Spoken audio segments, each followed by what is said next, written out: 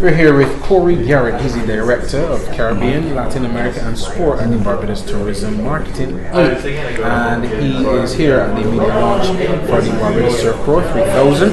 How important is it for us to have such a big event in Barbados at this time? Well, thanks for joining us here this afternoon, and it obviously is quite important. After the entire 2-year hiatus, not only businesses were affected, not only ordinary people were affected, but sportsmen alike were not able to practice or do their trade. Surfers just alike were not able to get into the water at some point, so able to compete for the last 2 years.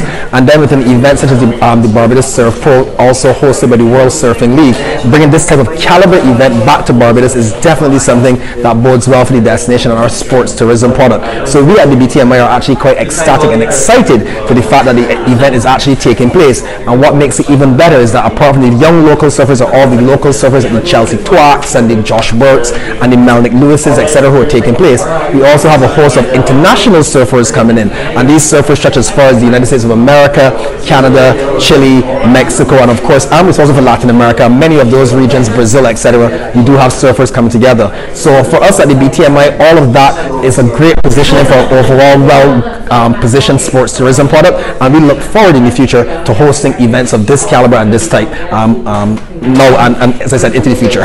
Detail for us the benefits of having these big events now. Coming out of COVID, we had cricket, we're having some motorsport, now we're having some surfing.